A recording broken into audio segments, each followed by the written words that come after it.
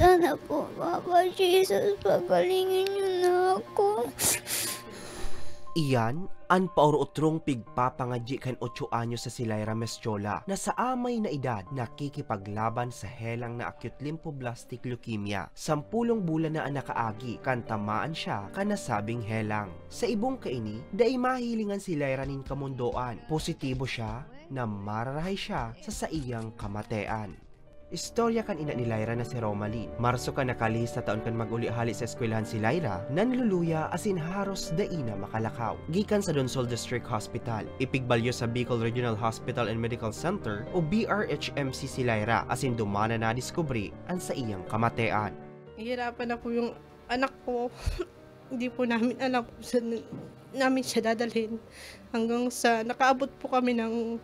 Nag-try po kaming magpa-albularyo. Naka-7 po kaming albularyo para lang po malaman kung bakit nagkaganon siya. Kung sakit lang ng tuhod talaga, sir.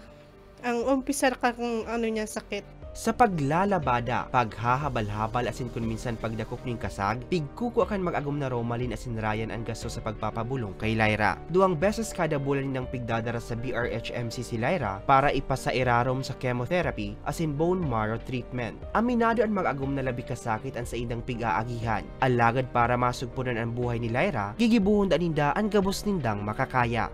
Lyra, si Papa, kahit ulan init, dinadaan ni Papa sa paghabalabal. Laban ka lang kasi kung ano yung init tsaka ulan na dinasa ni Papa, dadanasin mo yung pagpalakas araw-araw. Kasi si Papa hindi nagsasawa sa'yo. Lahat ng gusto mo binibigay, pride. Mahirap gagawin ni Papa. Nak, I love you so much. Nak, mahal naman ka namin ni Mama mo. Nak, huwag kang susuko. Andito lang kami ni Papa. Mahal na mahal ka namin. Laban lang tayo, Nak.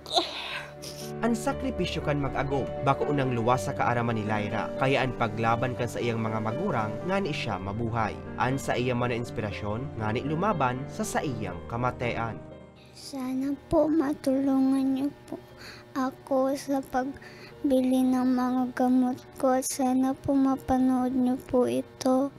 Sa mga gustong magpaabot ng tabang pinansyal, pwede ka magpadara sa GCash number na mahihiling sa saindang screen o kaya magbisita sa saindang residensya sa Purok 2, Barangay San Antonio, Sapa, Pilar, Sorsogon. Para sa mga baretang Tatak Bicol, Hercules Barbacena.